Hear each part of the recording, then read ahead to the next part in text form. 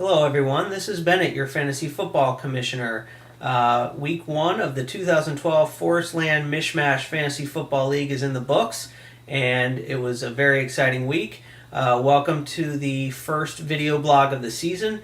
For those of you new to the league, first of all, welcome. And second of all, instead of writing out a long-winded recap of the Fantasy Football League, I just do a video blog.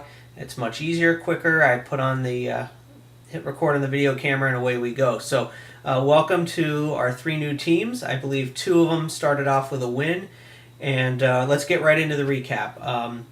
So I managed to watch the Red Zone channel, which of course is one of the best inventions ever.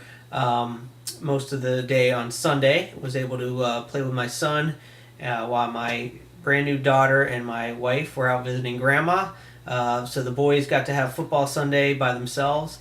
And as always, the Red Zone channel is tons of fun to watch. I don't even care about what games are on. I just want to watch the Red Zone channel and see all the action. So a lot of fun there. So even though I ended up with a loss, real happy to be just watching football on Sunday. It's a beautiful thing. And it as Matthew Berry points out in one of his fantasy football blog articles, if it's not a national holiday, it should be, because opening week is special. So again, right into the recap. The game of the week had to be Ray Finkel's Kicking Academy defeating defending champ the Real Slim Aussies 152-141. This was the only game that really swung Monday night. The Slim Aussies had a slim, I believe it was about a 13-15 point lead going into Monday night. Ray Finkel had both the Ravens defense and Robert Meacham, receiver for the Chargers. So, the Slim Aussies, again, had a slim lead, managed to stave off Ray Finkel for most of the early game, but Ed Reed's pick 6 for a touchdown put the Ravens defense into, gave him a lot of points and took the lead for good. Robert Meacham ended up with 6 points. So Ray Finkel's Kicking Academy defeats the defending champ, the Real Slim Aussies, 152-141. A couple notes here to the new people in the league. We do a little thing here called the Fantasy Bench Stud of the Week, and also the Fantasy Start of the Week. We don't do this every week, but if there's a significant player on someone's bench who should have started and went off and probably would have won the game for that team, they get the Fantasy Bench Stud of the Week award. And then conversely, if there's a starter that wasn't a top-rank player that someone started on a hunch and ended up blowing up and having a great game, they get the Fantasy Start of the Week. So this week, 2 Fantasy Bench Studs for the Slim Aussies. Pierre Garçon went off in RG3's debut for the Redskins with 23 points. Kevin Smith, the running back for the Lions, got 24 points, which obviously each of those would have definitely won the game in place of Michael Turner's 3 points and Willis McGahee's 6 points, respectively. So those 2 running backs did nothing for the Slim Aussies, and the other 2 players, either one of them would have gotten the win. So bench stud of the week, co-bench studs of the week for Pierre Garçon and Kevin Smith. Good job, Ray Finkel, getting the win. The high score of the week was newcomer, the CT Calvinators, led by Greg and Catherine Forrest. The CT Calvinators, I have to say, I wasn't too impressed with their draft, but they scored 176 points, 34 from Matt Ryan, 25 from Demaryius Thomas. He's going to be great for the Broncos. Obviously, Peyton Manning. Anybody who watched that game knows Peyton Manning looked like Peyton Manning, which, no surprise to me. I knew that taking a year off was just precautionary, and he'd be back. So he looked great. CT Calvinators, even with only 14 points from Cam Newton, they get 25 from Demaryius Thomas, 34 from Matt Ryan. Just an overall solid debut performance for the CT Calvinators. So good job on the win. Third and Oolong, disappointing 137 points. Just not a great week for Doreen's team. So good job, Greg and Catherine. Congratulations on your first win. We also have Sheree Boone, who's a friend of Temmie's from ESPN. And welcome aboard, Sheree. I hope I'm pronouncing your name right. You get the nice 154-118 win over fellow newcomer Ron and Jacob Lavoie in the Idaho Darth Taters. So the Oceanside Lionesses get the 154-118 win. Matt Stafford, okay. Jay Cutler and Darren McFadden really carried her team. Jay Cutler looks like he's going to have a good year. And I didn't really watch the game closely, but I'm a little surprised Tom Brady only had 19 points. So obviously the Darth Taters not doing not a great start. Only 1 point from Fred Jackson, who got hurt. So hey, welcome to fantasy, guys.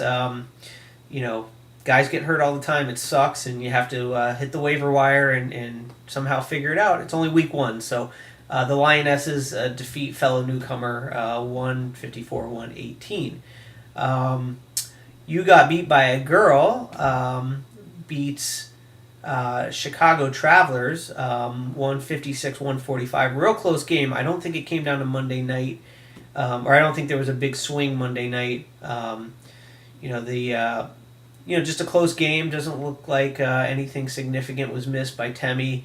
Rashad Jennings only 4 points, but you got beat by a girl, only had 4 points from Wes Welker. So just a close game that you got beat by a girl, squeaks it out. 156-145. I do want to give Temmie a quick shout out for congratulations on your new home. Temmie just bought a 2-family in Bristol. Very excited for Temmie. He's finally going to be a homeowner and has got a new home. And definitely planning on bringing Evan there for football Sundays. So get that place painted, get the pink room painted, Temmie, and get a nice TV because Evan and I are coming over to watch some football. All right, and the last game of the week, the Spring Street Stallions, new name for Cousin Matt, swamps the Catonsville Cartel 167-91. John Gallo, missed the draft. I guess he wasn't checking his email or whatever, so I'm really sorry that he missed the draft. Obviously, if you don't do your settings for our draft and you miss the draft, you're going to get stuck with crappy quarterbacks because the computer is not smart enough to know that we start 2 quarterbacks in our league. And if you're not going to be able to auto-draft, or if you're going to have to auto-draft, you also have to really pre-rank your players and stuff. So sucks for Gallo. He missed the draft, didn't know about it. He's stuck with John Skelton and Brandon Whedon as his starting quarterbacks. And -2 for Brandon Whedon obviously didn't help. But he does have a great team, aside from the quarterback situation. LaShawn McCoy, Maurice Jones-Drew, Marshawn Lynch, Miles Austin. So just got to find a quarterback either through waiver wire or a trade. There's always someone looking to trade and shore up something else. And Cartel, you got to get your team in, keep up with your team. I'm sorry you missed the draft, but you're in the league. You've been in the league for 4 years, and suck it up and do your best to put a good team on the field every week.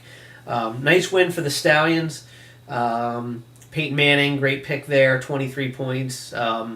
Arian Foster, I know he had an early scare by getting hurt, but obviously he got 20 points, and I think he's fine. So the Stallions looking good, 167 points, and looks like the two brothers got the 2 high scores for the week. So good job, Matt and Greg.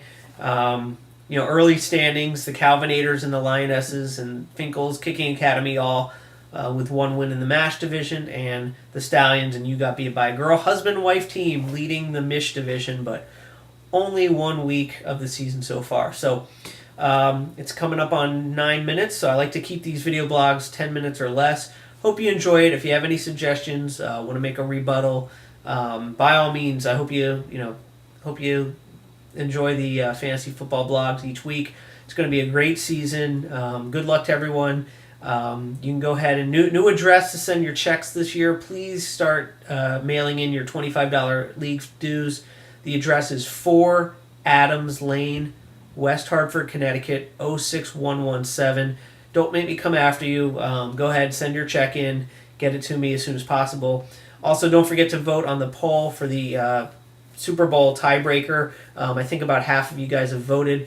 Obviously we had plenty of time before the Super Bowl, but we do want to get the tiebreaker decided. And have a great season. Good luck, everyone. Don't forget, I think there's Thursday games every week this year, so If you have any Thursday players, get them in. And good luck with fantasy football this year. I'm going to sign off now, and good luck to everyone. Have a great week. Bye-bye.